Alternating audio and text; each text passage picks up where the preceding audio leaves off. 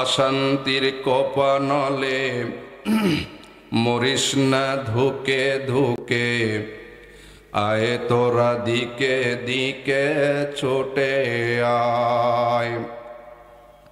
যতদিন দূরে রবে ততদিন পিছে যাবে, শান্তি আসিতে এই দুনিয়ায়। খোদার আইনে ছাড়া অন্য কিছুতে আর মানুষের শান্তি না মিলবে। সেদিন সবাই খোদারি বিধান পেয়ে দুঃখ বেদনা ভুলবে, ঠিক কিনা? সুতরাং আর দূরে থাকা যাবে না।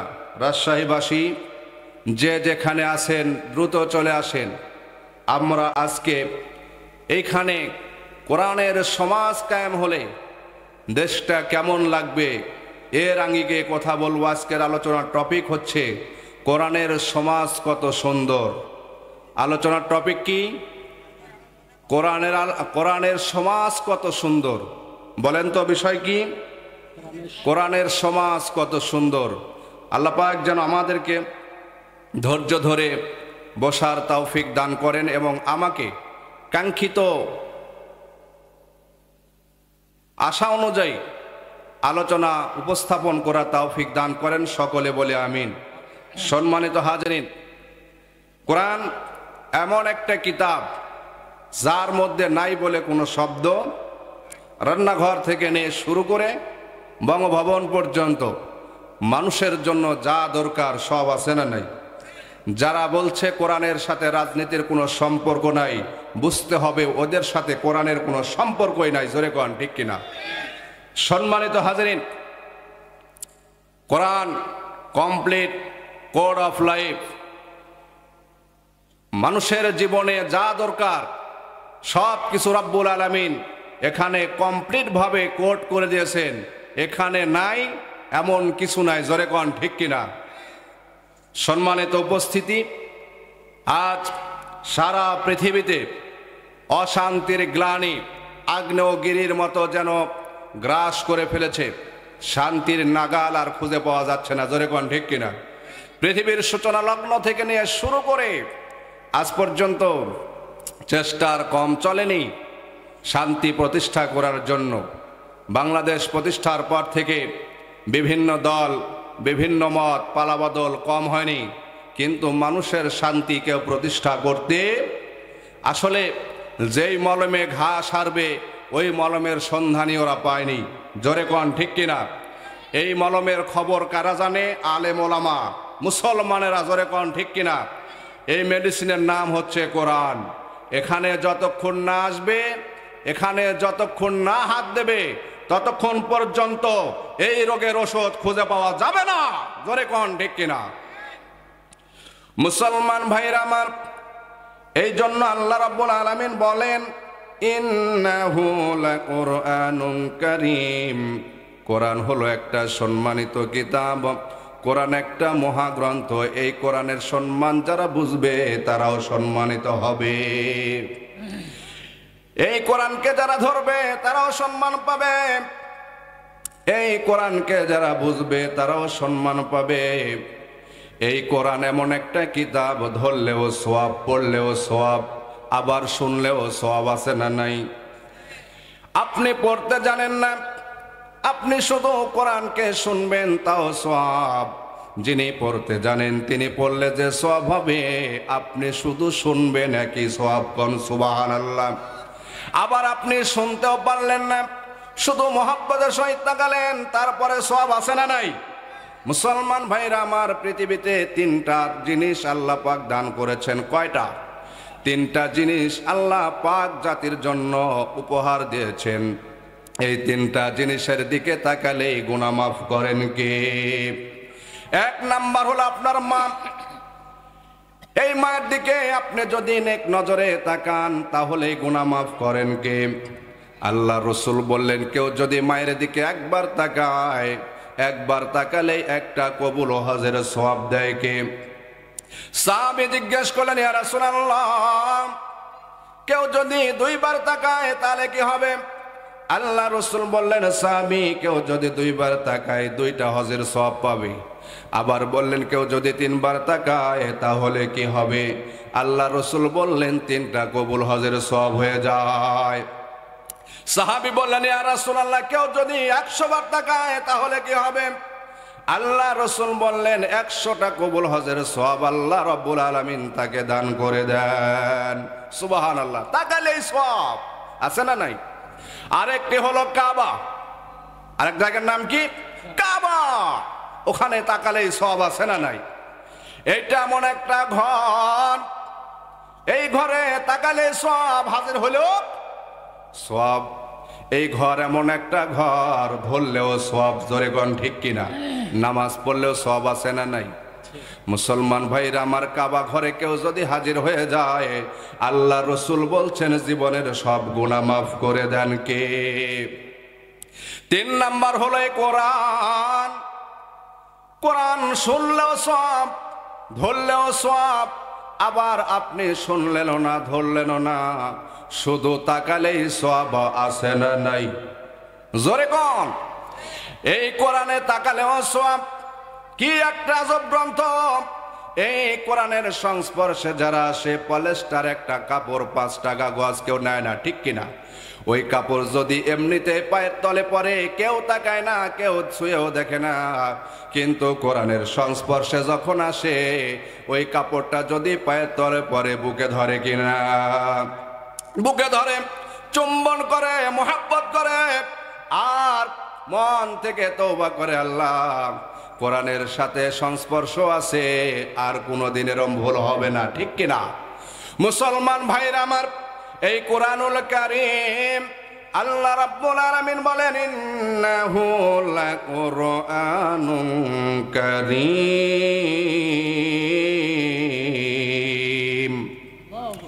এই কোরআন হলো এমন একটা গ্রন্থ, এটা হলো মহা সম্মানিত গ্রন্থ। ফি কিতাবিম মাকনুন। আল্লাহ রাব্বুল আলামিন এটাকে সংরক্ষিত করেছেন। খালি রক্ষিত নয়, সংরক্ষিত। ফি কিতাবিম মাকনুন, অত্যন্ত যত্ন সহকারে। সুবহানাল্লাহ। এইটাকে কেউ কখনো লয় করতে পারবে না, ক্ষয় করতে পারবে না। এটার কেউ ক্ষতি করতে পারবে না, বরং ক্ষতি যারা করতে চাইবে তারাই ক্ষতির মধ্যে পড়ে যাবে। আর এই কোরআনকে যারা মোহাব্বত করবে, আল্লাহ রাব্বুল আলামিন তাদের মর্যাদা বাড়িয়ে দেবেন। সুবহানাল্লাহ। মুসলমান ভাইরা আমার, হযরত ওমরের নাম শুনেছেন? পৃথিবীতে সবচাইতে বড় সন্ত্রাস ছিল, 1 নাম্বার সন্ত্রাস। কয় নাম্বার? 1 নাম্বার সন্ত্রাস। ইসলাম কবুল করেছে যদি শুনে, তাহলে হযরত ওমর তাকে ধরাশয়ী করে ফেলে। তার ভয়ে মক্কা ইসলাম গ্রহণ করবে এরকম সাহস কারো ছিল না, এরকম অবস্থা ছিল। কিন্তু আল্লাহ রাব্বুল আলামিন তাকে বিশাল এই পাথরের মতো শক্ত হৃদয়কে মডিফাই করেছেন কোরআন দিয়া। জোরে কোন ঠিক কিনা? মুসলমান ভাইরা আমার, এই কোরআন এমন একটা কিতাব, এই কোরআন যারা স্পর্শ করবে, পরশ পাথরের খাসিয়াতের মতো। পরস্পর পাথরের খাসিয়াত হলো, একটা লোহা যদি পরশ পাথরের সাথে ঘর্ষণ খায়, সংস্পর্শে আসে, ওই লোহার পাথরকে আল্লাহ রাব্বুল আলামিন স্বর্ণে পরিণত করে দেন। সুবহানাল্লাহ। ঠিক তেমনি ভাবে এই কোরআনের সংস্পর্শে কেউ যদি আসে, রাব্বুল আলামিন যত বড় পাপী হোক, যত বড় তাপী হোক, যত বড় সন্ত্রাস হোক, চাঁদাবাজি হোক, মদারু হোক, জুয়ারু হোক, নেশাখোর হোক, আর সিরিয়াল কিলার হোক, কোরআনের সংস্পর্শে আসার সঙ্গে সঙ্গে আল্লাহ রাব্বুল আলামিন তাকে সোনার মানুষে পরিবর্তন করে ফেলেন। সুবহানাল্লাহ। আল্লাহর নবী একজন সাহাবীকে জিজ্ঞেস করলেন, রে সাহাবী, বলো তো দেখি, এই মক্কা মদিনার মধ্যে সবচাইতে ধনী দরিদ্র ধনী লোকের নাম কি?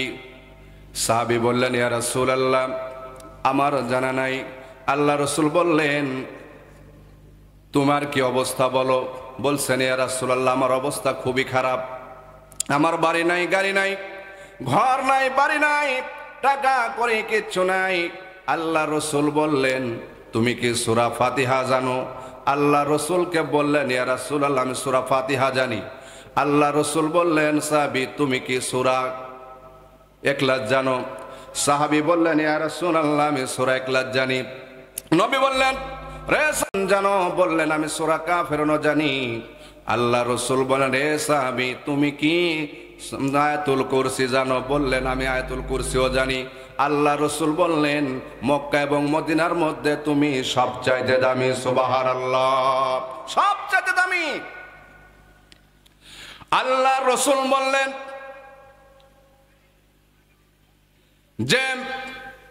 যে ব্যক্তি একবার সূরা ফাতিহা পড়বে, কোরআনের অর্ধেক পড়লে যে সওয়াব, সেই সওয়াব আল্লাহ পাক দান করে দেন। সুবহানাল্লাহ। আবার কেউ যদি 2 বার সূরা ফাতিহা পড়ে, গোটা কোরআন শরীফ পড়লে যে সওয়াব, একই সওয়াব রব্বুল আলামিন তার আমলনামায় দান করে দেন। আল্লাহ রসুল বলছেন, কেউ যদি সূরা ইখলাস 3 বার পড়ে, গোটা কোরআনুল কারীম পড়লে যে সওয়াব হয়, আল্লাহ রাব্বুল আলামিন সেই সওয়াব তার আমলনামায় দিয়ে দেন। কেউ যদি 4 বার সূরা কাফিরুন পড়ে, আল্লাহ রাব্বুল আলামিন তাকে গোটা কোরআনুল কারীম পড়লে যে সওয়াব হয়, একই সওয়াব আল্লাহ রাব্বুল আলামিন তার আমলনামায় দিয়ে দেন। সুবহানাল্লাহ। ও মুসলমান ভাইরা আমার, এরপর আল্লাহ রসুল বলেন, মান ক্বারা আয়াতুল কুরসি, যে ব্যক্তি আয়াতুল কুরসি পড়বে, দুবুরা সালাতিন মাকতুবাতিন লাম ইয়ামনাহু দুখুলিল জান্নাহ, ওই ব্যক্তি জান্নাতে চলে গেছে। যে ব্যক্তি 5 ওয়াক্ত নামাজের পরে আয়াতুল কুরসি তেলাওয়াত করেন, কোন সুবহানাল্লাহ, ওই ব্যক্তি জান্নাতে চলে গেছে। ইল্লাল মাউত, মরে যায় নাই, তাই জান্নাতেও যায় নাই। জনগণ, তাহলে মাত্র সূরা ফাতিহা, সূরা ইখলাস, সূরা কাফিরুন আর আয়াতুল কুরসি জানার জন্য আল্লাহ রসুল সাক্ষী দিয়ে বলছেন, আমি সাক্ষী, তুমি মক্কার মদিনার মধ্যে সবচাইতে ধনী। কোন সুবহানাল্লাহ। তাহলে একজন হাফেজে কোরআনের দাম কত? কোন সুবহানাল্লাহ। এই জন্য আল্লাহ রসুল বলেছেন, রে আমার উম্মতেরা, হয় তুমি হাফেজ হও, না হলে হাফেজের বাবা হও, হয় আলেম হও, না হয় আলেমের বাবা হও, না হয় তাদেরকে তুমি মোহাব্বত করো। ঠিক কিনা? যদি নাও হতে পারো, তাদেরকে মোহাব্বত করলে সওয়াব আছে না নাই? আল্লাহ রসুল বলেন, আল্লাহ রসুল বলেছেন যে মান ক্বালা হিনা সালাসা মাররাতিন আউযু বিল্লাহিস সামিউল আলিম মিনাশ শাইতানির রাজিম, যে ব্যক্তি ফজর নামাজের পরে 3 বার আউযু বিল্লাহিস সামিউল আলিম মিনাশ শাইতানির রাজিম পড়বে, সুম্মা ক্বারা সালাসায়াতিন মাররাতিন মিন আখিরি সূরাতিল হাশর, এবং সূরা হাশরের শেষের 3 আয়াত তেলাওয়াত করবে, ওয়া ক্বালা আল্লাহু বিহি ৭০,০০০ মালাক আলাইহি, আল্লাহ রসুল বলছেন, ওই ব্যক্তির জন্য আল্লাহ রাব্বুল আলামিন 1 নয় 2 নয় ৭০,০০০ ফেরেশতা নাজিল করে দেন। সুবহানাল্লাহ। এই ৭০,০০০ ফেরেশতা ফজর থেকে নিয়ে, আপনি যদি ফজরে পড়েন, ফজর থেকে নিয়ে মাগরিব পর্যন্ত এই ব্যক্তির জন্য মাগফিরাত কামনা করে। কোন সুবহানাল্লাহ। মাগরিবের আযান যখন হয়, এই ৭০,০০০ ফেরেশতার ডিউটি শেষ। আবার যখন মাগরিব পড়লেন, মাগরিব পড়ার পরে আবার 3 বার আউযু বিল্লাহিস সামিউল আলিম মিনাশ শাইতানির রাজিম পড়লেন, এবং ওয়াল্লাহুল্লাযী লা ইলাহা ইল্লা হুয়া আলিমুল গায়বি ওয়াশ শাহাদাতি ওয়ার রহমানুর রহিম। এই সূরা হাশরের 3 আয়াত পড়লেন। আল্লাহ রসুল বলছেন, আবার মাগরিবের পরে ৭০,০০০ ফেরেশতা চলে আসে। এই ৭০,০০০ ফেরেশতা মাগরিব থেকে নিয়ে আবার ফজর পর্যন্ত এই ব্যক্তির জন্য মাগফিরাত কামনা করে। আল্লাহ রসুল বলছেন, এইটা শেষ কথা নয়। আল্লাহ রসুল বলছেন, ওয়া ইম্মা তাফি যালিকাল ইয়াউমি শাহীদা, এই আমলরত অবস্থায় কেউ যদি মারা যায়, আল্লাহ রসুল বলছেন, কিয়ামতের দিন আল্লাহ রাব্বুল আলামিন তাকে শহীদের মর্যাদা দান করবেন। কিসের মর্যাদা? কোরআনের মর্যাদা আছে না নাই? আরো জোরে কোন আছে না নাই? আজকে আমরা আলোচনা করব হযরত ওমরের বায়োগ্রাফি থেকে। রাজি আছেন তো? হযরত ওমর পাথরের মতো, বলছিলাম তার হৃদয়টা ছিল পাথরের মতো শক্ত। এই পাথরের মতো শক্ত হৃদয়টাকে মডিফাই করলো কোরআন। জোরে কোন কি? আল্লাহ রসুল মক্কায় বসে বসে তাহাজ্জুদের নামাজ পড়ে আল্লাহর কাছে হাত তুলে কান্দেন, আল্লাহ আল্লাহুম্মা আইজ্জাল ইসলামা বিহাব্বা রাজুলানা ইলাইক। আল্লাহ মক্কার বুকে দুজনের মধ্যে একজনকে তুমি কবুল করো। কোন সুবহানাল্লাহ। একজন হলো বিআবি জাহাল ইবনে হিশাম আর উমর ইবনুল খাত্তাব। হয় হিশামের ছেলে আবু জেহেল অথবা খাত্তাবের ছেলে উমরকে আল্লাহ তুমি ইসলামের জন্য কবুল করো। আল্লাহ রাব্বুল আলামিন মুহূর্তের মধ্যে কবুল করে নিলেন। কোন সুবহানাল্লাহ। এই দোয়া যেদিন করলেন সেই দিন থেকে হযরত ওমরের মনে কি যেন হলো, আল্লাহ রসুল যেখানে যান হযরত ওমরও পিছনে পিছনে ফলো করেন। সুবহানাল্লাহ। আল্লাহ রসুলের দোয়া কখনো বিফলে যায় না। আল্লাহ রসুলকে ফলো করেন। আল্লাহ রসুল যেখানে যান ওমরও সেখানে যান। আল্লাহর রসুল একদিন এশার নামাজের সময় সূরাতুল হাক্কা তেলাওয়াত করছেন। কোন সূরা? প্রথম ধাক্কা দিলেন আল্লাহর নবী দোয়া দিয়ে। দোয়ার ছোঁয়া লাগছে কিনা লাগে নাই? 1 নাম্বার ধাক্কা হলো দোয়া। 2 নাম্বার ধাক্কা দিলেন সূরাতুল হাক্কা দিয়ে। 3 নাম্বার ধাক্কা দিলেন সূরাতুত তাহা দিয়ে। কোন সুবহানাল্লাহ। এই 3টা ধাক্কায় হযরত ওমরের পাথরের মতো হৃদয়টা গলে পানি হয়ে গেছে। আল্লাহ রসুল যখন দোয়া করলেন, দোয়ার বরকতে হযরত ওমর আর বিচলিত হয়ে গেছে, আর স্থির থাকতে পারে না। রসুল যেদিকে যায় হযরত ওমরও সেখানে যায়।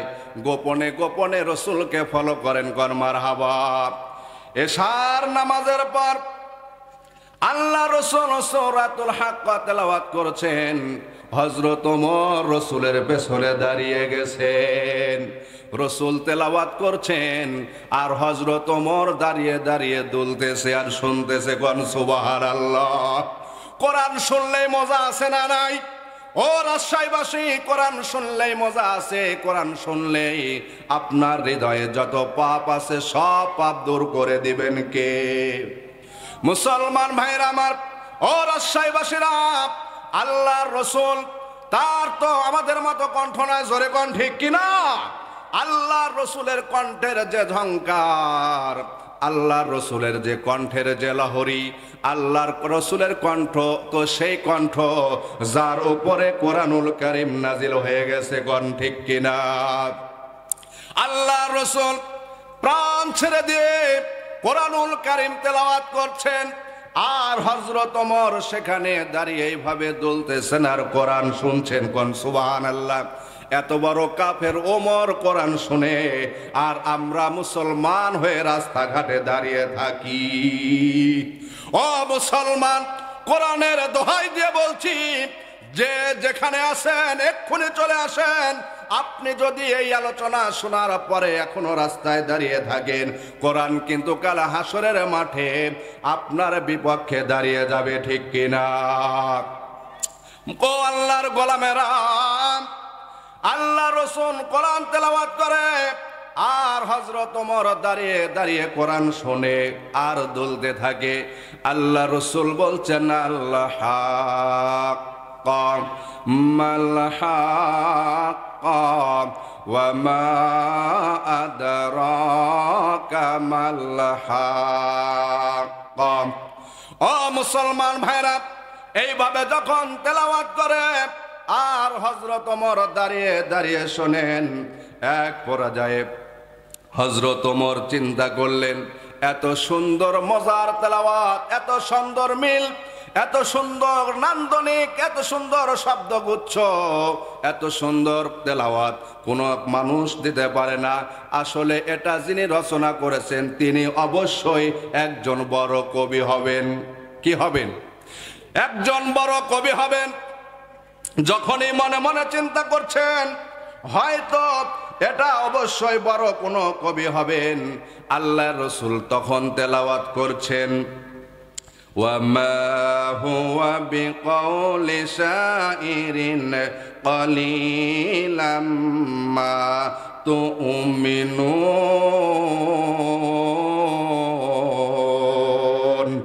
আল্লাহর রাসূল তখন তেলাওয়াত করছেন, না না না, তুমি যেটা শুনছো এটা কোনো কবির লেখা না, কোন সুবহানাল্লাহ, এটা কোনো কবির লেখা নয়, বরং কলিলাম মা তুমিনুন, খুব অল্প সংখ্যক লোকই তোমরা ঈমান আনো।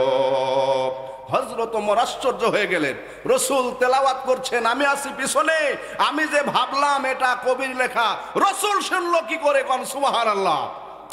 মুসলমান ভাইরা আমার, হযরত ওমরের পায়ের নিচ থেকে যেন মাটি সরে যেতেছে, হযরত ওমর কম্পন শুরু করেছে।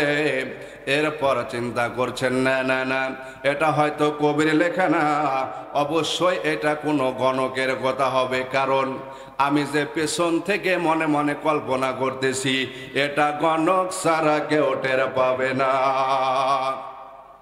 মুসলমান ভাইরা আমার, যখনই হযরত ওমর চিন্তা করছেন এটা মনে হয় কোনো গণকের কথা হবে, সঙ্গে সঙ্গে আল্লাহর রাসূল বলছেন, ওয়ালা বিকাউলি কাহিনিন কালিলাম মা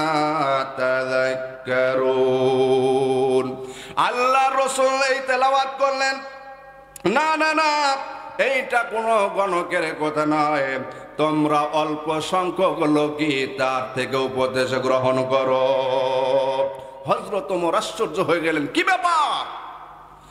আমি মনে করলাম এইটা কোনো কবির কথা হবে। মুহাম্মদ সামনে দাঁড়িয়ে থেকে নামাজে আছেন, ধ্যানে আছেন, মগ্ন আছেন, তারপরও কেমনে আমার কথা শুনতে পেল, কেমনে জবাব দিল। এরপরে যখন ভাবলাম না না না, এটা কোনো গণকের কথা হবে, সেইটাও কেমনে তিনি বুঝতে পারলেন, তাহলে মনে হয় এটা কোনো জিনের কথা হবে, মনে হয় কোনো জিন হবে। আল্লাহর রাসূলের পেছন থেকে যখন এই আইডিয়া করছেন, সঙ্গে সঙ্গে আল্লাহর রাসূল তেলাওয়াত করলেন, তানজিলুম মির রাব্বিল আলামিন। আল্লাহর রাসূল বললেন, না না না, এইটা কোনো কবির কথা নয়, এইটা কোনো গণকের কথা নয়, বরং এইটা হলো রব্বুল আলামিনের কাছ থেকে নাজিলকৃত কিতাব, যিনি তামাম বিশ্বের স্রষ্টাগণ। মারহাবা। হযরত ওমর আশ্চর্য হয়ে গেলেন, বিচলিত হয়ে গেলেন, সর্বনাশ করছে, প্রায় ইসলাম গ্রহণ করব করব ভাব ধরে গেছে, কোন সুবহানাল্লাহ। কিন্তু শয়তান পিছনে লেগে আছে না নাই? জোরে কোন আছে না নাই? মুসলমান ভাইরা আমার, শয়তান তো লেগেই আছে। এরপরে রব্বুল আলামিন যখন সূরা তোহা দিয়ে আরেকটা ধাক্কা দিলেন, তার বিশাল সেই পাথরের মতো হৃদয়টাকে গলিয়ে রব্বুল আলামিন ইসলামের জন্য কবুল করে নিলেন। সুবহানাল্লাহ। মুসলমান ভাইরা আমার, ইসলাম যখন গ্রহণ করলেন, সূরা তোহা যখন শুনলেন, আর দাঁড়িয়ে থাকতে পারেন নাই, এক দৌড়ে রাসূলের কাছে চলে গেলেন। রাসূলের কাছে গিয়ে বললেন, ইয়া রাসূলুল্লাহ, আল আথনা আলাল হক। ইয়া রাসূলুল্লাহ, আমরা যে কোরআনের উপরে বিশ্বাস স্থাপন করেছি, এই কোরআন কি সত্য কিতাব নয়? আমরা যে ইসলাম গ্রহণ করেছি, এই ইসলাম কি সত্য ইসলাম নয়? আপনি যে আল্লাহর রাসূল, এটা কি সত্য রাসূল নয়? আল্লাহর রাসূল বললেন, বালা। কি বললেন? বালা নাহানু আলাল হক। হ্যাঁ, আমরা যেখানে দাঁড়িয়ে আছি এটাই হলো হক। সুবহানাল্লাহ।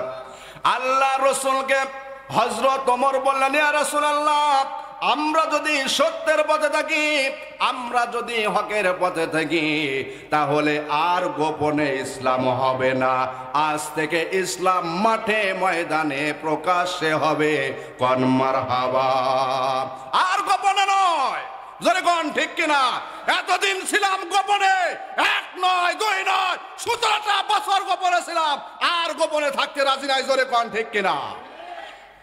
ও রাজশাহীবাসীরা, ভালো করে আলোচনাটা শোনেন। যখন ইসলাম গ্রহণ করলেন, আল্লাহ রসুলকে বললেন, ইয়া রাসূলুল্লাহ, আর গোপনে থাকবো না। থাকবো? ও রাজশাহীবাসী, আর থাকবো? আর গোপনে থাকবো না। ইয়া রাসূলুল্লাহ, আপনি অনুমতি দেন, আমাকে অনুমতি দেন, আমি এই দারুল আরকাম থেকে নিয়ে শুরু করে বাইতুল্লাহ পর্যন্ত একটা মিছিল দেব, একটা স্লোগান দেব, কাফেরদেরকে বুঝিয়ে দেব ইসলামের কথা কোনোদিন লুকায়া লুকায়া হয় না। ও রাজশাহীবাসী, ও তাতারপুরবাসী, আল্লাহ রসুলকে বললেন, ইয়া রাসূলুল্লাহ, অনুমতি দেন। আল্লাহ রসুল বললেন, ওমর, এইটা হলো মাক্কি জীবন, মাদানী জীবন নয়, এখন একটু সমস্যা আছে। হযরত ওমর বললেন, না, কোনো সমস্যা নাই। হযরত ওমর যেখানে, তার সামনে আসার মতো ক্ষমতা মক্কার মাটিতে কোনো বাপের বেটা নাই। ও মুসলমান ভাইরা আমার, আল্লাহর রসুল স্বল্প পরিমাণে অনুমতি দিলেন। হযরত ওমর সেখান থেকে খুঁজে খুঁজে মাত্র 11 জন নতুন মুসলমান পাইলেন। কয়জন? ও তাতারপুরবাসী, আরো জোরে, কয়জন? 11 জন মুসলমান নিয়ে মিছিল হবে, রাজি আছেন? মাত্র 11 জন মুসলমান নিয়ে হযরত ওমরের মিছিল। 5 জন একদিকে দাঁড় করালেন, সামনে দিলেন রসুলের চাচা হযরত হামজাকে, কোন সুবহানাল্লাহ। আর 5 জনকে সামনে দিলেন, মাঝখানে থাকলেন হযরত ওমর, আর বিশ্ব নবীকে দিলেন মাঝখানে, কোন মারহাবা। আল্লাহ রসুলকে নিয়ে দারুল আরকাম থেকে নিয়ে শুরু করলেন মিছিল। আর একটা ছোট্ট বক্তব্য সেখানে দিলেন, বললেন, ও মক্কাবাসীরা, আজকে খবরদার, খবরদার, ওমরের সামনে কেউ আসবে না। ওমরের সামনে যদি আসো, বউ কিন্তু বেদাওয়া হবে, সন্তান কিন্তু এতিম হয়ে যাবে। ওমরের সামনে খবরদারে কেউ আসতে পারবে না। হযরত ওমর মাত্র 11 জন মুসলমান নিয়ে দারুল আরকাম থেকে, কোথায় থেকে? দারুল আরকাম থেকে মিছিল বের করলেন, নারায়ে তাকবীর, আল্লাহু আকবার বলে। মাত্র 11 জন মুসলমান নিয়ে মধ্যে মুজাহিদের মতো দারুল আরকাম থেকে বাইতুল্লাহ পর্যন্ত চলে গেল। কাফের বেঈমানেরা, আবুল আহাব, উতবা, সাইবা, মুগিরা, আবু সুফিয়ান, তাদের গোষ্ঠীরা সব তাকা তাকা দেখলো, করার কিচ্ছু নাই। কোন সুবহানাল্লাহ। আজও যদি বাংলার মুসলমানেরা হযরত ইমানের উমরের মতো ঈমান গ্রহণ করে সামনে এগিয়ে যায়, সংখ্যায় কত আছে এইটাই বিষয় নয়, ঈমান যদি উমরের মতো হয়, বাতিল সামনে আসতে কখনো সাহস করবে? কখনো করবে না। শুধু আমাদের দরকার হলো ঈমান। জোরে কোন ঠিক কিনা? ইমানের বলে বলিয়ান হয়ে, ও রাজশাহীবাসী, আগামীতে বাংলাদেশের রাজপথ কায়েম করতে হবে, রাজি আছেন তো? ও মুসলমান ভাইরা, হযরত ওমর মাত্র 11 জন মুসলমান নিয়ে নারায়ে তাকবীর দিয়ে, আল্লাহু আকবার ধ্বনি দিয়ে মক্কার আকাশ বাতাসকে মুখরিত করে মক্কার ভূখণ্ডকে কাঁপিয়ে দিয়েছেন। কোন সুবহানাল্লাহ। একটা গল্প করি। সম্মানিত হাজরিন, বিগত 17 বছর, প্রায় কয় বছর তাকবীর দিতে পারছেন? ছোট্ট একটা কথা শুনেন। তাকবীর এমন একটা স্লোগান যেটা মুসলমানদের কলিজা, জোরে কোন ঠিক কিনা? এটা এমন একটা অস্ত্র, যে অস্ত্র সব সমরাস্ত্রকে পরাজিত করতে সাহায্য করে, জোরে কোন ঠিক কিনা? এই একটা অস্ত্র দিয়ে বাংলার জনগণ রাজপথ দখল করবে আগামীতে, জোরে কোন ঠিক কিনা? মুসলমান ভাইরা আমার, রাজি আছেন তো? গল্পটা হচ্ছে, এই গল্পের সারমর্ম, মুসলমানেরা, আমাদের হওনের সময় যেটা আছে সেটার নাম হচ্ছে আল্লাহু আকবার, ঠিক কিনা? একামতে যেটা আছে সেইটার নাম হলো। এরপরে আমাদের যেই হজে যায় সেখানেও আল্লাহু আকবার আছে না নাই? ঈদগাহের মাঠে যাইতেও আল্লাহু আকবার আছে না নাই? 5 ওয়াক্ত নামাজে আল্লাহু আকবার আছে না নাই? জীবনের শেষ নামাজ জানাজা শুরু আল্লাহু আকবার দিয়ে জোরে কোন ঠিক কিনা? এই আল্লাহু আকবার ধ্বনি বাংলাদেশে লক্ষ্য করে দেখেন কিছু সংগঠন আছে যেই সংগঠনে যেই দলে এই স্লোগান দেওয়াকে হারাম মনে করা হয়। আমি মনে হয় বানিয়ে বললাম, জীবনে শুনেছেন ওদের মুখে? ও জনগণ, জীবনে শুনেছেন? আজকে কোরআনকে হাতে নিয়ে আল্লাহর কসম করে বলছি, যাদের সম্পর্ক আল্লাহু আকবারের সাথে নাই, যাদের সম্পর্ক কোরআনের সাথে নাই, তাদের সম্পর্ক আল্লাহর সাথে নাই, তাদের সম্পর্ক রসুলের সাথে নাই, তাদের সম্পর্ক কোরআনের সাথে নাই, তাদের সম্পর্ক ইসলামের সাথে নাই। জোরে কোন ঠিক কিনা? আজকের এই আলোচনা শোনার পরেও কেউ যদি এই সংগঠনে থাকে, বুঝে নেবেন এদের চাইতে বড় মুনাফিক আর কেউ নাই। রসুলের জামানাতেও একদল ছিল রসুলের সাথেই থাকে কিন্তু কোরআনের বিরোধিতা করে। আল্লাহ পাক ওদের আলাদা একটা নাম দিয়েছিলেন, কি জানেন? মুনাফিক। জোরে বলেন কি? ওদের আলাদা একটা মসজিদ ছিল, জানেন? কেউ বলতে পারবেন ওই মসজিদটার নাম কি? জেরাত, মসজিদুজ জেরাত। মনে থাকবে? কোন মসজিদ? ওরা খুব চেষ্টা করেছে এই মসজিদে একবার রসুলকে আনবো, আর আমরা একবার যদি রসুলকে আনতে পারি আমরা সফল হয়ে যাব। আল্লাহ রসুল কোনোদিন যান নাই। কোন সুবহানাল্লাহ। ও কাফের, ওই বেঈমান যারা আল্লাহু আকবারের বিরোধিতা করো, আল্লাহ রসুল তোমাদের পক্ষে নাই। এখন যতই তুমি তালবাহানা করো বেশি শক্তির কারণে, কাল হাসরের মাঠে কোনো শক্তি সেদিন খাটবে না। জোরে কোন ঠিক কিনা?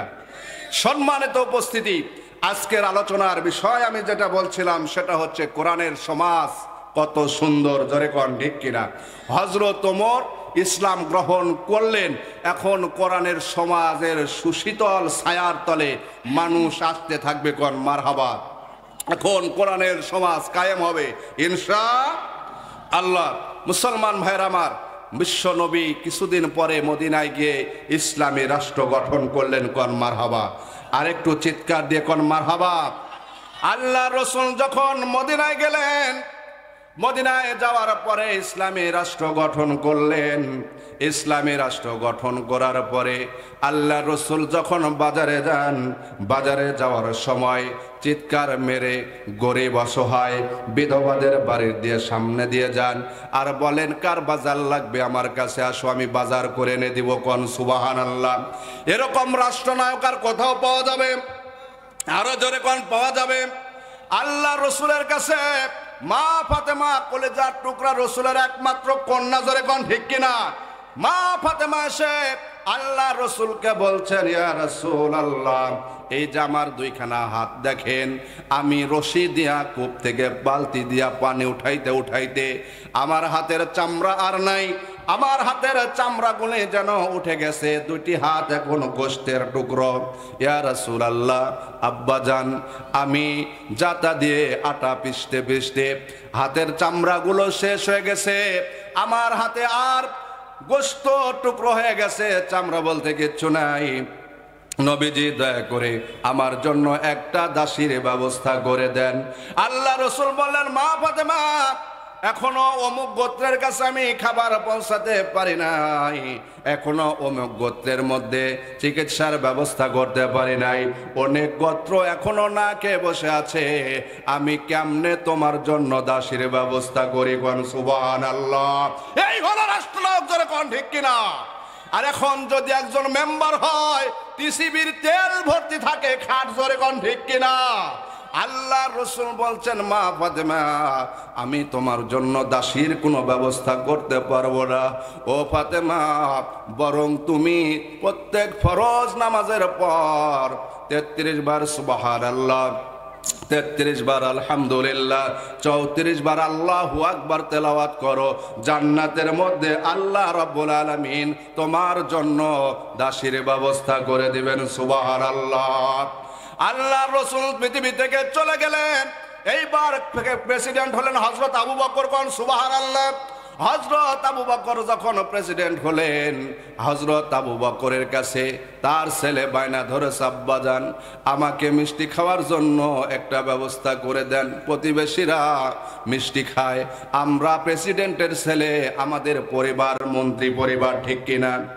আমাদের পরিবার হলো প্রেসিডেন্টের পরিবার, মিনিস্ট্রি ফ্যামিলি, তারপরেও আমরা সামান্য মিষ্টি খাবো না কেন?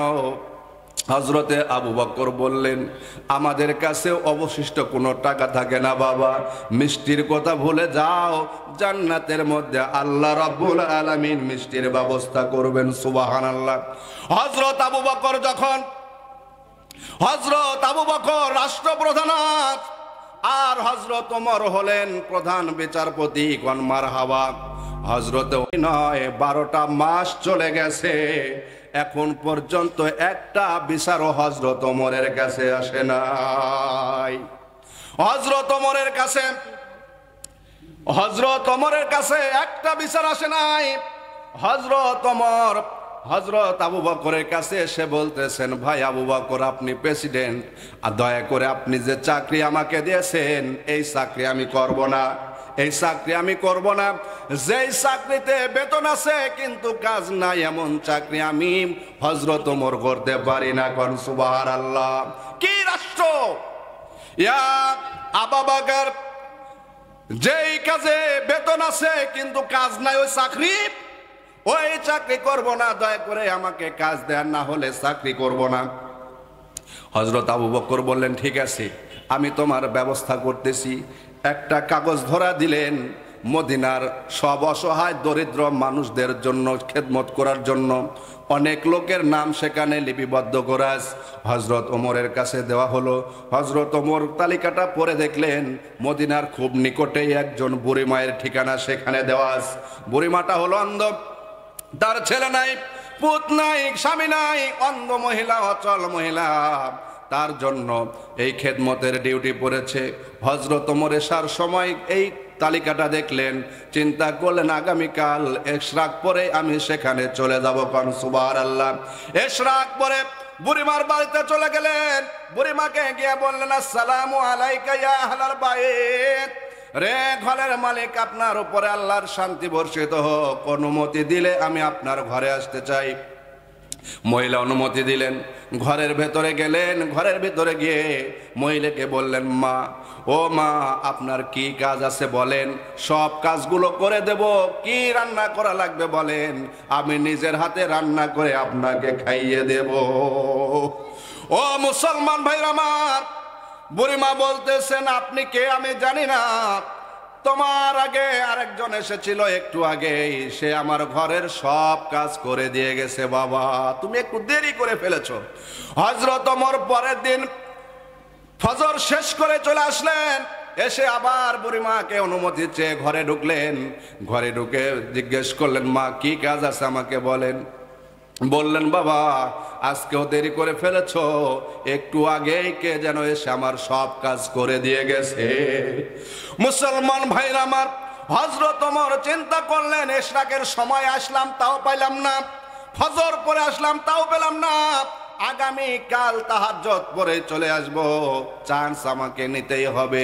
হযরত ওমর পরের দিন তাহাজ্জুদের পরেই বুড়িমার ঘরে চলে আসলেন। এসে বুড়িমার ঘরে ঢুকলেন, গিয়ে বললেন, মা, আপনার কি কাজ আছে গো, কাজগুলো আমাকে বুঝায় দেন, কাজগুলো আমি করে দেব। বুড়িমা বললেন, বাবা তুমি বড় দেরি করে ফেলেছ, একটু আগে কে যেন এসেছিল, এসে সব কাজগুলি করে দিয়ে গেছে। হযরত ওমর চিন্তা করলেন, হয়তো এটা কোনো জিন হবে, কোনো মানুষ এইভাবে গায়েব জানতে পারে না, আমি যখনই আসি তখনই আগে আসে, অবশ্যই এটা কোনো জিনের কাজ হবে। আগামী কাল আমি আর রাতে বাড়িতে ঘুমাবো না, আমি এশার নামাজ পড়ে বুড়িমার ঘর পাহারা দেব। সুবহানাল্লাহ। আপনি কোন সমাজে পড়ে আছেন, কোন রাষ্ট্রে পড়ে আছেন? ও মুসলমান ভাইরা আমার, একজন অন্ধ মহিলা এইভাবে নিরাপত্তা পায়, কোরআনের সমাজ যখন কায়েম হবে গোটা দেশ এইভাবে নিরাপত্তা পাবে। কর্মার হাবাব, এইভাবে নিরাপত্তা পাবে। হযরত ওমর আজকে আর ঘুমায় না। এশার নামাজ পড়ে বুড়িমার বাড়িতে চলে গেলেন। একটা খেজুর গাছের আড়ালে বসে পড়লেন, আর দেখলেন কে আসে, আজকে জিনকে ধরে ফেলবো। হযরত আবু বকর যখন গেলেন, যিনি প্রতিদিন যায় উনি হযরত আবু বকর, কোন সুবহানাল্লাহ। হযরত আবু বকর চুপি চুপি চাদর দিয়া মুখটা ঢেকে বুড়িমার বাড়িতে চলে গেলেন। পিছন থেকে হযরত উমর দৌড়ে গিয়ে চাপটে ধরেছেন, একটুক নড়ার সুযোগ দেয় নাই, কারণ হযরত ওমরের শক্তি বেশি না কম। হযরত আবু বকরকে এমন ভাবে চাপটে ধরেছে, আবু বকর নড়তে চড়তে পারে না, বলে কোন জিনের বাদশা আজকে দেখতে চাই। এই কথা বলে মাথার রুমালটা ধরে যখন টান দিয়েছে, হযরত আবু বকরের চেহারা আর হযরত ওমরের চেহারা একবারে ফেস টু ফেস সম্মুখীন হয়ে গেছে। কোন সুবহানাল্লাহ। হযরত ওমর চোখের পানি ছেড়ে দিয়ে কাঁদতেছেন, আবু বকর তুমি তো আমাকে এই ঘরের কাজ দেওয়া কাজ করার জন্য ডিউটি দিয়েছিলে, তারপরও তুমি কেন আসো আমি জানতে চাই। হযরত আবু বকর বলেন, ওমর কিয়ামতকে আমি ভয় করি, কিয়ামতের ভয় আমি বড়ই করি রে ওমর। কিয়ামত এমন একটা জায়গা, আল্লাহ তাজিরু ওয়াজিরাতু ওয়াজরা উখরা। কিয়ামত এত ভয়ানক হবে যেখানে কারো বোঝা কেউ বহন করবে না। আমার বোঝা হালকা করা নিয়ে আমি ব্যস্ত। কোন সুবহানাল্লাহ। রে ওমর, আমি তোমাকে ডিউটি দিয়েছি, আমার দেওয়া দায়িত্ব পালনের জন্য তুমি যেমন ব্যস্ত, ঠিক তেমনি ভাবে আমিও আল্লাহর কাছ থেকে আদেশ প্রাপ্ত হয়েছি, আমি আল্লাহর দেওয়া আদেশ পালনের জন্য তেমনি ব্যস্ত। কোন সুবহানাল্লাহ। ও মুসলমান ভাইরা, হযরত আবু বকর চলে গেলেন, হযরত ওমর রাষ্ট্রপ্রধান। আজ কোন সুবহানাল্লাহ। হযরত ওমর রাষ্ট্রপ্রধান, সারা দিন জনগণের কাজ করেন, রাষ্ট্রীয় কাজ করেন, কিন্তু যখন সন্ধ্যা হয়ে যায় এশার নামাজ পড়ে সারা রাত ঘুমান না, সারা দিন রাষ্ট্রের কাজ করেন, আর সারা রাত ঘুরে ঘুরে সাধারণ মানুষের কি অবস্থা ঘুরে ঘুরে দেখেন। ও আল্লাহর গোলামেরা, এইভাবে সারা রাত ঘুরতে থাকেন। একদিনের বেলা ঘুরতে ঘুরতে দেখেন ওই দূরে দেখা যায় একটা তাঁবু, সেখানে টিম টিম করতেছে আগুন, একটু আলো দেখা যায়, মনে করলেন সেখানে কোনো বিপদ হয়েছে।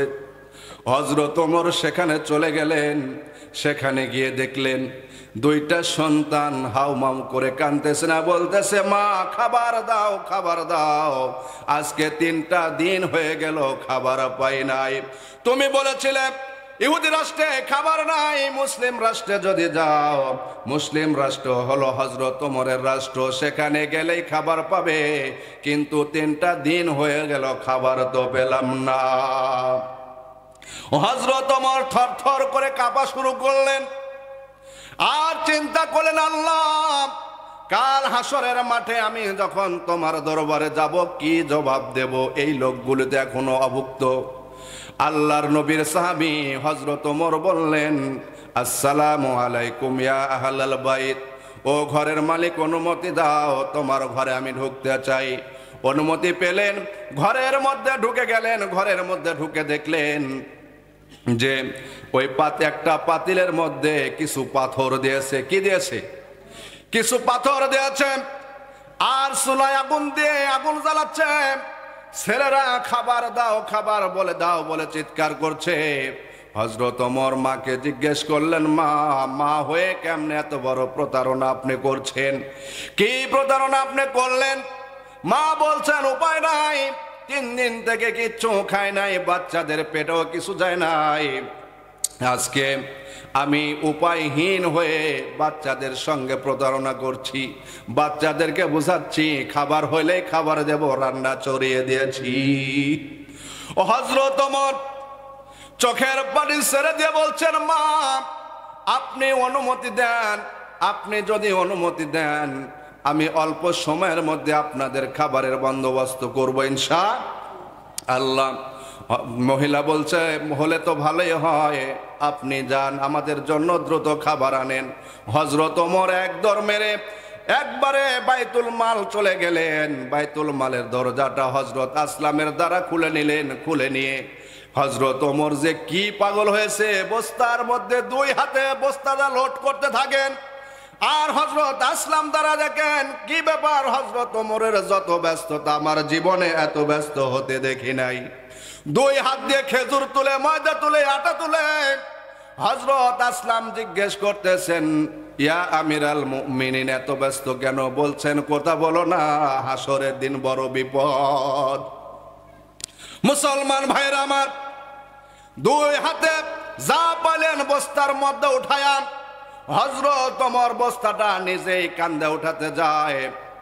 পাশ থেকে হযরত আসলাম সহ আরেকজন গিয়ে বলতেছেন, ইয়া আমিরাল মুমিনিন, আমরা তো আপনার খাদেম, আপনি বললেই তো আমরা বহন করতে পারি, আপনি কেন একা একা বস্তাগুলি উঠাবেন? আমাদেরকে বললেই তো আমরা বহন করি, বলেন কোথায় নিয়ে যাবেন? হযরত ওমর বলেন, খবরদার, বস্তায় হাত দিতে পারবে না, কারণ কাল হাসরের মাঠে কারো বোঝা কেউ বহন করবে না। লা তাজিরু ওয়াজিরাতু ওয়াজিরা উখরা। বেশিরভাগ হাসরের মাঠে কারো বোঝা কেউ বহন করবে না, নিজের বোঝা নিজেকেই বহন করতে হবে। তোমরা বস্তায় হাত দিবা না যদি তোমরা আমার গুনার বোঝা কাল হাসরের মাঠে বহন করতে পারো, তাহলে বস্তায় হাত দিবে, তাছাড়া হাত দিতে পারবে না। নিজের কাজ নিজেকে করতে দাও। হযরত ওমর নিজেই বস্তাটা কাঁধে উঠায়া এক দর মেরে ওই মহিলার তাঁবুতে চলে গেলেন। নিজে নিজে বস্তাটা নামায় আটাগুলি বের করলেন। মাকে বললেন, মা আপনি রুটি বানান আর আমি চুলায় জাল দিতে থাকি। সুবহানাল্লাহ। কোন মানুষ 12.5 লক্ষ বর্গ মাইলের প্রেসিডেন্ট?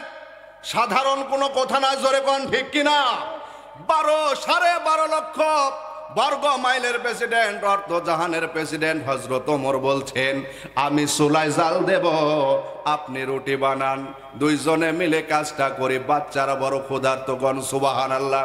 হযরত ওমর চুলায় জাল দেন আর মা রুটি বানায়। রুটি তৈরি হয়ে গেল। রুটি তৈরি করার পর হযরত ওমর রুটিগুলো নিয়ে নিজের হাতে বললেন, মা আমি নিজে খাইয়ে দেই। হযরত ওমর বলছেন, রুটিগুলো যখন নিয়ে আমি মুখের দিকে নিয়ে যাই, রুটি তো একটা হাতে নিয়ে যাই, কিন্তু মুখ চলে আসে দুইটা। হযরত ওমর বলছেন, জীবনে বহু ক্ষুধা দেখেছি, এইরকম ক্ষুধা আমার জীবনে দেখি নাই। হযরত ওমর চোখের পানি ছেড়ে দিয়া বাচ্চাদের মুখে খাবারগুলি তুলে দেয়। বাচ্চাগুলো খায়। অনেক তাড়াহুড়ো করে বাচ্চাদেরকে খাওয়াইলেন। বাচ্চাদের খাওয়ায়া হযরত ওমর বললেন, মা আপনি আগামীকাল হযরত ওমরের দরবারে যাবেন, সেখানে আমি থাকব। হযরত ওমরের সাথে আমার ভালো সম্পর্ক, খুব খাতির আছে। আপনি আসেন, আসলে আমি মাসিক রেশনের বন্দোবস্ত করে দেব ইনশাআল্লাহ। পরিচয় দেয়, জোরে কোন পরিচয় দেয়? মেম্বারের ছেলে হলে বলে, আমি মেম্বারের ছেলে, আমাকে চিনোস? জোরে কোন ঠিক কিনা? পরিচয় দেওয়া হারাম। জোরে কোন ঠিক কিনা? যারা কাজ করে তারা পরিচয় দেয় না, সব কাজ গোপনে করে। জোরে কোন ঠিক কিনা? হযরত ওমর বললেন, মা আগামীকাল হযরত ওমরের রাজপ্রাসাদে আসেন, আমি সেখানে আপনাদের জন্য মাসিক রেশনের ব্যবস্থা করব, আপনাদের আর কোনো সমস্যা হবে না। একটু জিকির করেন, লা ইলাহা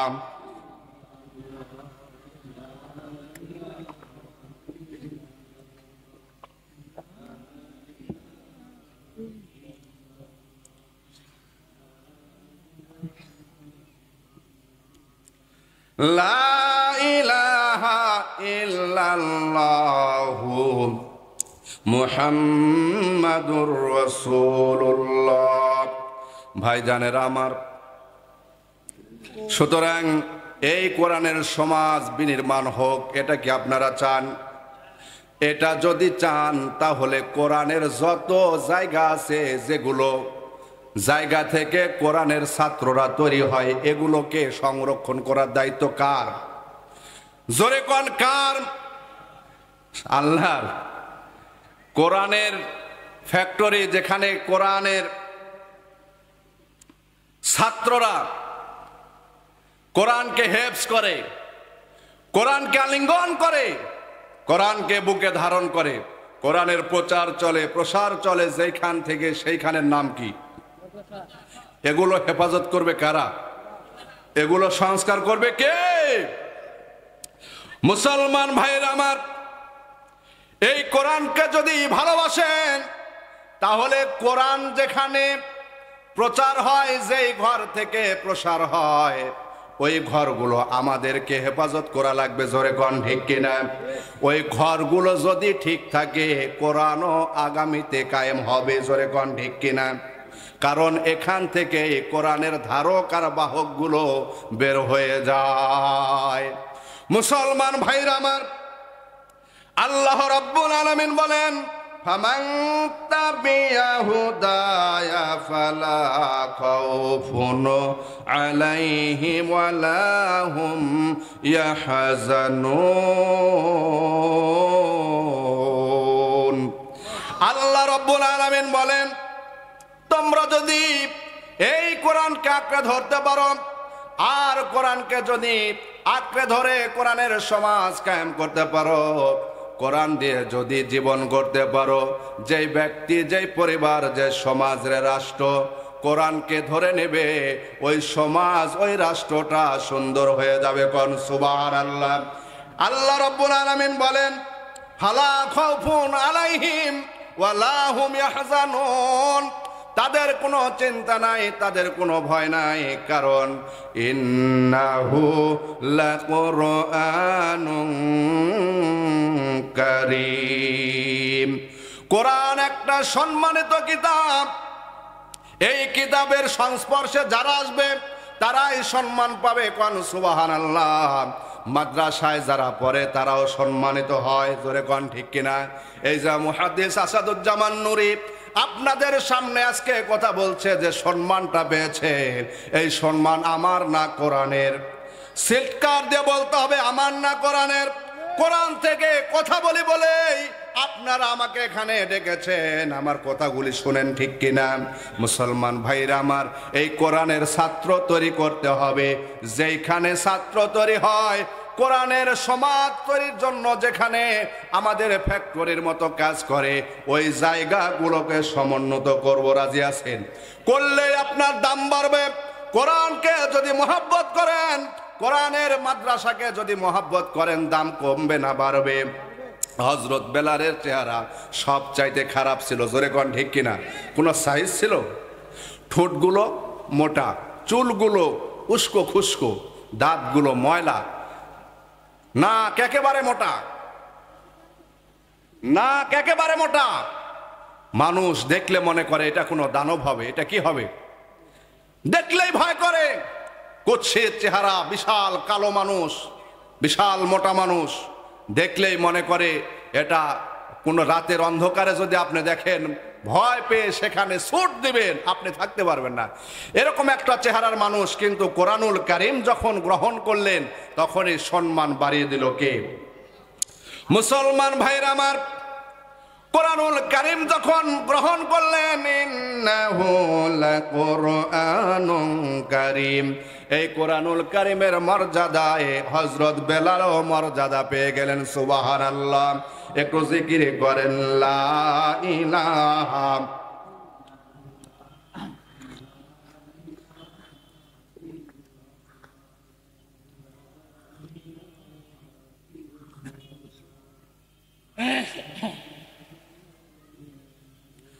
লা ইলাহা ইল্লাল্লাহ, লা ইলাহা। রিক্সা চলে না চালক ছাড়া, নৌকা চলে না মাঝি ছাড়া, এই দুনিয়া চলে না আল্লাহ ছাড়া। লা ইলাহা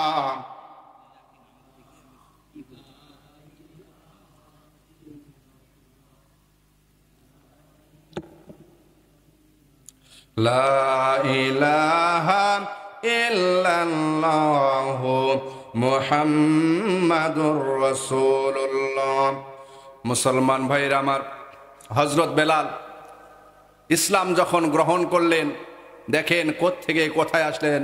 সেই আফ্রিকার দানব, মানবের মতো যার চেহারা না, সেই মানুষটা যখন ইসলাম গ্রহণ করলেন, কোরআনের ছায়াতলে আসলেন, আজকে রসুল হলেন সর্বশ্রেষ্ঠ ইমাম, আর হযরত বেলাল হলেন সর্বশ্রেষ্ঠ মুয়াজ্জিন। কোন সুবহানাল্লাহ। রসুল যেই মসজিদের ইমাম, ওই মসজিদের মুয়াজ্জিন হলেন হযরত বেলাল। কোন মারহাবা। এটা কি ছোটখাটো কথা? মুসলমান ভাইরা আমার, হযরত বেলাল আজকে মুয়াজ্জিন হয়ে গেলেন। হযরত বেলাল আজান দিলে বাইতুল মামুর সপ্তম আসমানের উপর একটা মসজিদ, মসজিদের নাম হলো বাইতুল মামুর। এই মসজিদে প্রত্যেক দিন ৭০,০০০ ফেরেশতা একবার ঢুকে নামাজ আদায় করে। এই ফেরেশতা যখন চলে যায়, দ্বিতীয়বার আর ঢোকার কোনো চান্স নাই।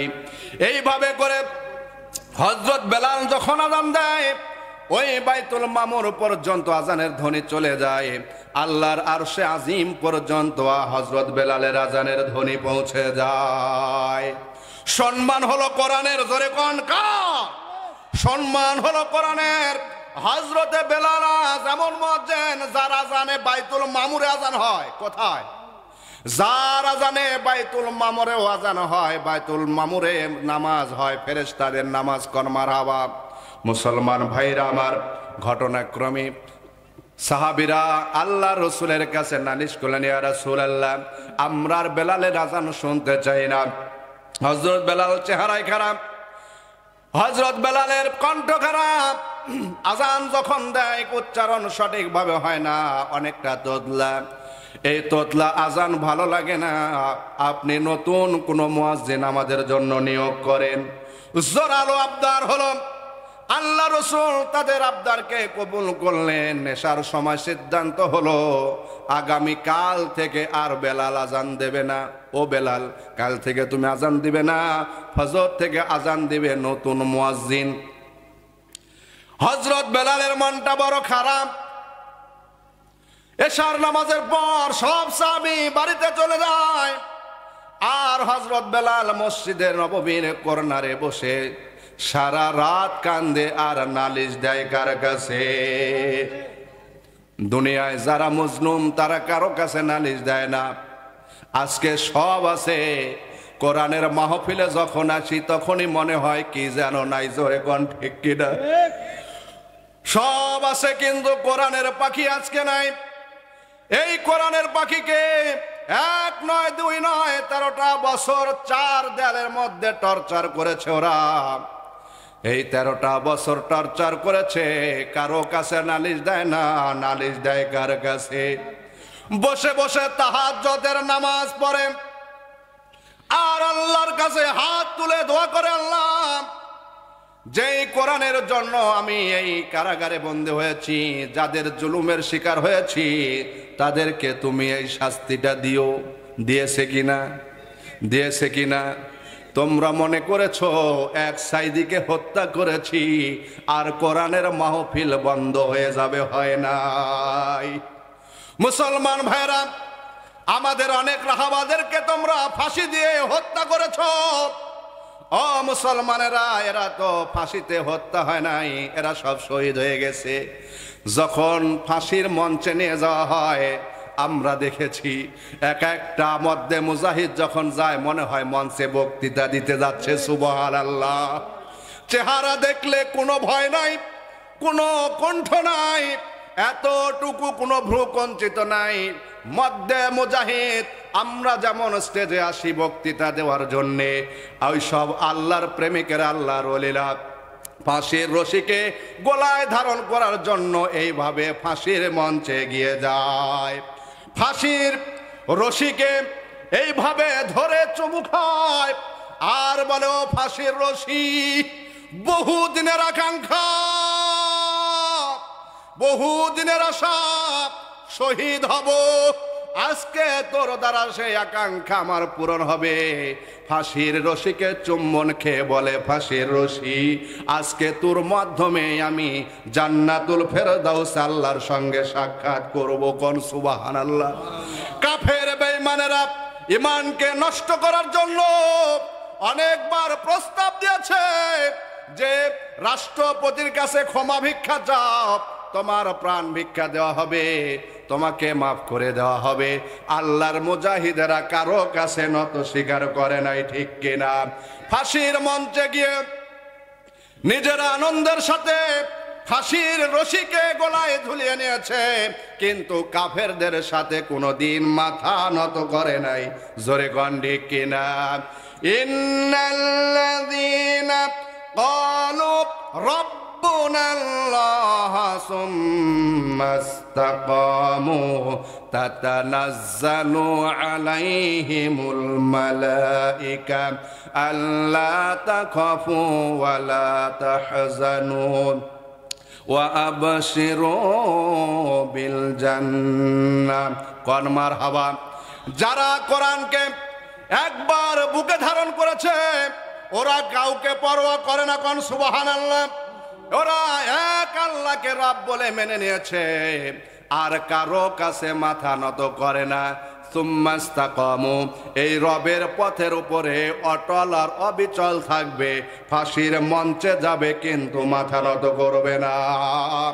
মুসলমান ভাইরা, আল্লাহ রাব্বুল আলামিন যখন এই পরিস্থিতিতে যায়, আল্লাহর গোলামেরা তখন আল্লাহ পাক সান্ত্বনা দেয়, তাতানাজ্জালু আলাইহিমুল মালায়েকা। আল্লাহ রাব্বুল আলামিন আকাশ থেকে ফেরেশতা নাজিল করে দেন।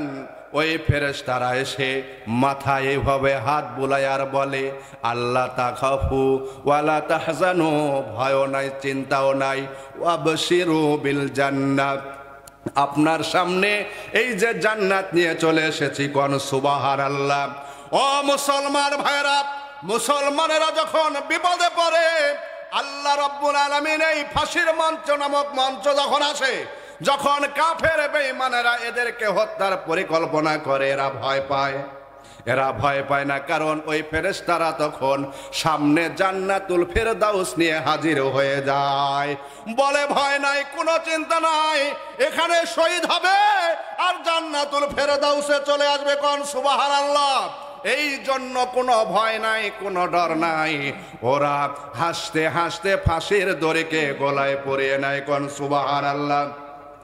ও মুসলমান ভাইরা, আমি বলছিলাম আল্লাহর কোরআনকে যদি আপনি সম্মান করেন, আপনার মর্যাদা বাড়িয়ে দেবেন কে? আল্লাহ রাব্বুল আলামিন। এই জন্য বলেছেন কোরআনকে সম্মান করো, তোমারও সম্মান বাড়বে। হযরত বেলালকে মুয়াজ্জিন থেকে আজকে বাদ দেওয়া হয়েছে। হযরত বেলাল নালিশ করছেন আল্লাহর কাছে, আল্লাহ তোমার কোরআনকে বুকে ধরার কারণে, ঈমান আনার কারণে আমার উপরে যে অত্যাচার চলেছে, আমার গলার উপরে যে যত পাড়া দিয়েছে, পা দিয়ে দিয়ে বারবার লাথি মেরেছে, পা দিয়ে দিয়ে আমাকে ডলা দিয়েছে, চাপা দিয়েছে, যার কারণে কণ্ঠটা সেই দিন নষ্ট হয়ে গেছে। ও আল্লাহ, আমি তো আজকে সাধারণভাবে তোতলা ছিলাম না, আমার জিহ্বা কাফের বেঈমানেরা আল্লাহ তোমার নাম জপার জন্য কোরআনকে বুকে ধরার কারণে জিহ্বাটা টেনে বের করে করে জিহ্বার মধ্যে পেরেক তাতায়া গরম করে জিহ্বার মধ্যে ফুঁড়ে দিয়েছে। বারংবার যখন জিহ্বার উপরে, কণ্ঠের উপরে এইভাবে অত্যাচার করেছে, ওইভাবে অত্যাচার করার কারণে আমি তোতলা হয়েছি। আল্লাহ রাব্বুল আলামিন বলেন, বেলাল অপেক্ষা করো, আমি যতদিন তোমাকে হায়াত দিয়েছি ততদিন পর্যন্ত মসজিদে নববীতে কোনো মুয়াজ্জিন থাকবে না। মুসলমান ভাইয়ের আমার, আজান হয়ে গেল। নতুন মুয়াজ্জিন দ্বারা, কোন মুয়াজ্জিন? নতুন মুয়াজ্জিন দ্বারা আজান হয়ে গেল। আজান হওয়ার পরে মাত্র 10 মিনিট পরে শবে সাদিক চলে আসে। জোরে কোন ঠিক কিনা? রাতের আধার কেটে যায়, কিন্তু আজকে আর রাতের আধার কাটে না, শবে সাদিক হয় না। মিনিট যায়, ঘন্টা যায়, কিন্তু শবে সাদিক হয় না। সাহাবায়ে কেরাম দেখে অন্ধকার যেন আরো বৃদ্ধি পায়। কোন সুবহানাল্লাহ? আল্লাহ রাসূলও চিন্তায় পড়ে গেলেন, এটা তো কোনো বিপদের আলামত, ঠিক কিনা? জিবরাইল আমিন চলে আসলেন, ইয়া রাসূলুল্লাহ আজকে কি মসজিদে নববীতে আজান হয় নাই? আল্লাহ রসুল বললেন আজান হয়েছে। হযরত জিবরাইল বলছেন হয় নাই, রসুল বলছেন হয়েছে। জিবরাইল বলতেছে হয় নাই। অতঃপর জিবরাইল বললেন আজানটা মনে হয় তাহলে বেলাল দেয় নাই। মুসলমান ভাইরা আমার, আল্লাহ রসুল বলছেন ও জিবরাইল আজকে আজান দিয়েছে নতুন মুয়াজ্জিন। হযরতে জিবরাইল বলতেছেন ইয়া রাসূলুল্লাহ আপনি যতক্ষণ পর্যন্ত হযরতে বেলালকে দিয়ে আজান না দেওয়াবেন ততক্ষণ পর্যন্ত কিয়ামত হয়ে যাবে, কিন্তু শোভে সাদিকার হবে না। কোন সুবহানাল্লাহ। মুয়াজ্জিনের মর্যাদা আছে না নাই? আরো জোরে কোন আছে না নাই? কাল হাসরের মাঠে যত মানুষ উঠে যাবে সব মানুষের মধ্যে হযরত যারা মুয়াজ্জিন ছিল এই দুনিয়াতে, কারা?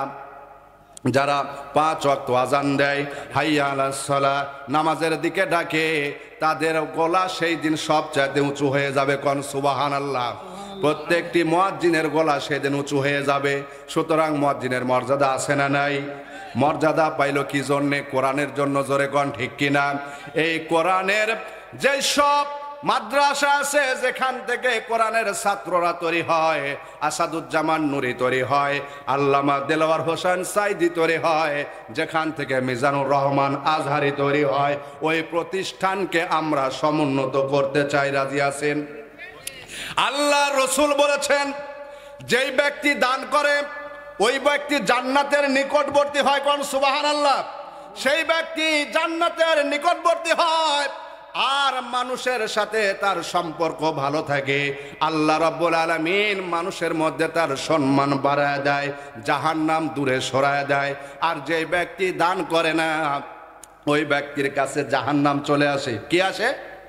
জাহান্নাম চলে আসে, জান্নাত দূরে চলে যায়, মানুষের সাথে সম্মান থাকে না, মানুষের মধ্যে তার ভালো অবস্থান থাকে না। ওই মানুষ দিন দিন মানুষের কাছে লাঞ্ছিত হতে থাকে। আমরা সবাই সম্মান চাই। জোরে কোন ঠিক কিনা? যারা কোরআনের সম্মান করবেন তাদেরকে কে সম্মান করবেন? এই কোরআনের সম্মানে আমি 5 জন লোক দেখতে চাই যারা 5,000 টাকা করে দান করবেন। ও মুসলমান ভাইয়েরা, আমি নাটোর থেকে এসেছি কোরআনের ঘরকে সমুন্নত করার জন্য। 5,000 করে টাকা দিবেন এরকম লোক কি কেউ এখানে নাই? ও মুসলমান ভাইয়েরা আমার, তাহলে একজন মুয়াজ্জিনের গর্দান সকলের উপরে থাকবে, ঠিক কিনা? কিন্তু আমাদের অবস্থা কি?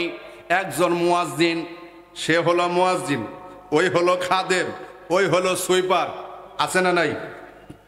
বিশ্বাস করেন যে সব মসজিদে মুয়াজ্জিনদেরকে দিয়ে সুইপারের কাজ করানো হয়, ওই সব মসজিদের কমিটিগুলোকে কাল হাসরের মাঠে পাকড়াও করবেন। ও কমিটি, তোকে মসজিদ করতে বলেছিল কে? যেটা রক্ষা করতে পারবি না সেটা করতে গেলি কেন? জোরে কোন ঠিক কিনা?